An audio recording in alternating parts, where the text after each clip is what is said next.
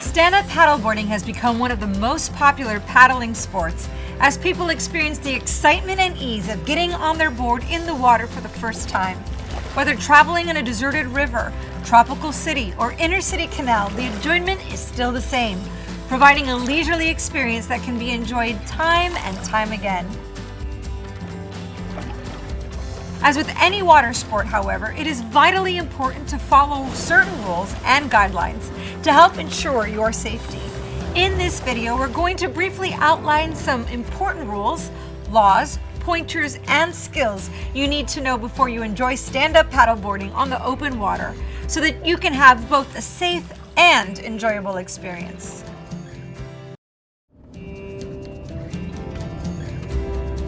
You should make preparations before starting your trip. The most important piece of equipment is the paddle board. Be sure to choose a board that correlates with the paddler's weight, skill, and intended use. Find a paddle that is the proper height. For beginners, it is recommended that the paddle stand roughly 8 to 10 inches taller than you. This allows you to paddle in a more upright position. For the more skilled paddler looking to enjoy whitewater and surfing, a shorter paddle standing 6 to 8 inches taller than you can be used. Be prepared for emergencies and let someone know where you are going. This is called a float plan. If you're new to the sport, be sure to start out on calm, flat water, free of obstacles like boats or buoys.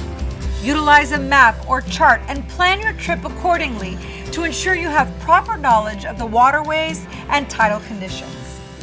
Paddle into the wind at the start of your trip, or paddle a downwinder from point A to B and have a vehicle waiting at the takeout for shuttle. Don't attempt any trip that will be too long for your physical condition.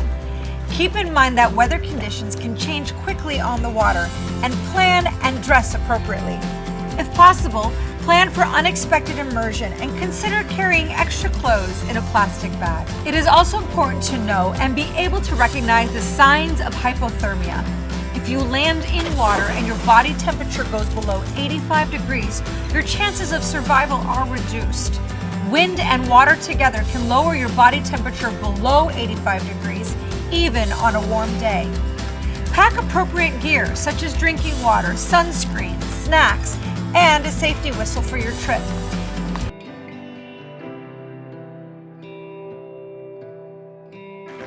If you are new to paddling, by nature of the activity, there is a good chance that you may spend time in the water.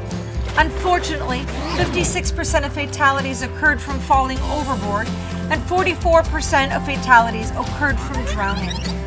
These fatalities can be minimized through the use of life jackets. It's not surprising that the most important safety precaution you can take is to wear a life jacket while paddling. All life jackets must be U.S. Coast Guard approved, be of the proper size for the intended wearer, be in good and serviceable condition, including straps and zippers, and properly stowed. Keep in mind that if your life jacket is not snug, it is not properly fitted. And remember, for children under the age of 13, the use of life jackets are required by federal law. The Coast Guard recommends you always wear your life jacket while boating. Your rental boat livery will advise you of any local and state requirements regarding child life jacket wear while paddling.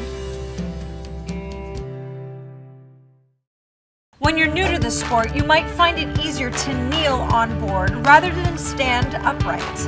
Standing alongside the board in shallow water, place the paddle alongside the deck of the board, with blade resting in the water.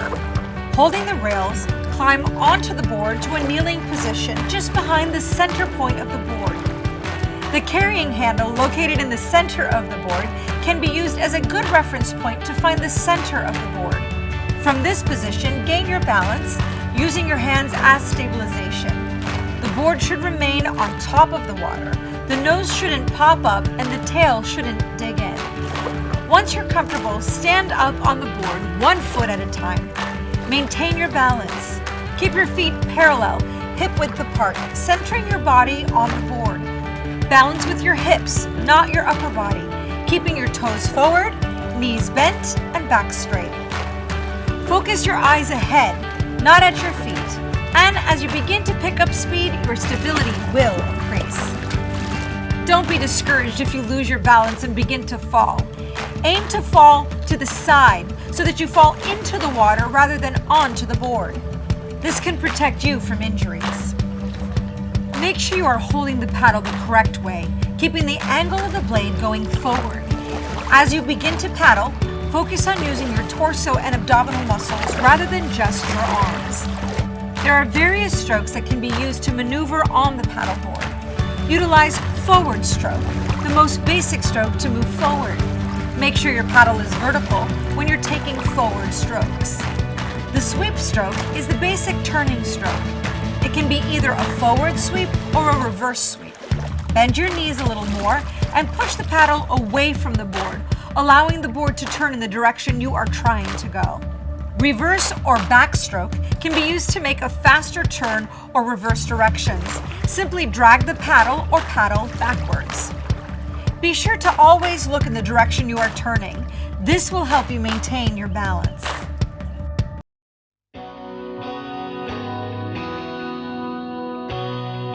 Once on the water, there are navigation rules that you are required to know when it comes to stand-up paddling. While you are sure to find times of solitude, chances are good that you will be sharing the waterway with other boaters.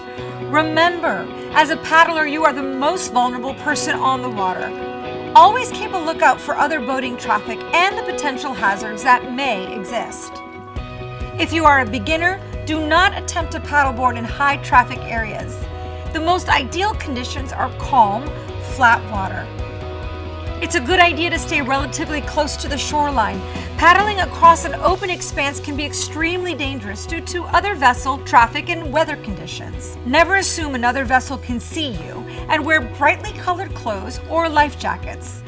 Never think you are fast enough to pass in front of a moving power vessel. The safest way to cross the path of a powerboat is to do so astern or behind the vessel. If your paddling group finds itself in front of a powerboat, be courteous and be mindful of the stopping distances of these other vessels. Always conduct yourself with courteous behavior. Respect the rights of other paddlers, motorized vessels, landowners, and anglers. Stay as far away from them as is safe and practical. Be cautious when crossing busy waterways and stay near the shore and shallower areas. Avoid large vessels and navigable channels. If you do need to cross a channel, do so at a right angle to the waterway in order to reduce your time in the crossing. Obey all rules and regulations and use only public access points. Don't engage in inappropriate behavior.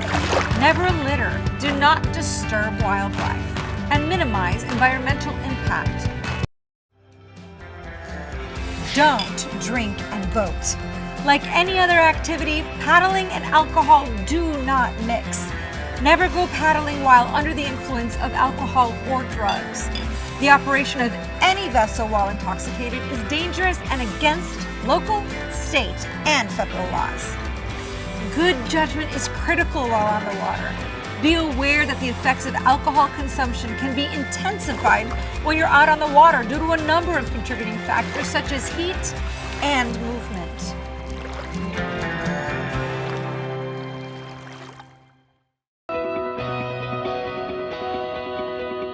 By following the simple steps in this presentation, you can make sure your paddling experience is both fun and safe. If you understand the potential hazards that exist all around you and act responsibly to avoid them, you will have a safe boating experience to enjoy and remember. It's always a good idea to take a paddling safety course. There are many advanced paddling techniques to learn that will make your future paddling experiences fun and safe. Never drink and boat, and always wear your life jacket. The more time you spend on the water, the more experienced you will become. But no matter how many hours you have on the water, always use common sense. Stay alert and make note of your surroundings every time you take a stroke of the paddle. Your safety is our prime concern, but ultimately, safety on the water depends on you.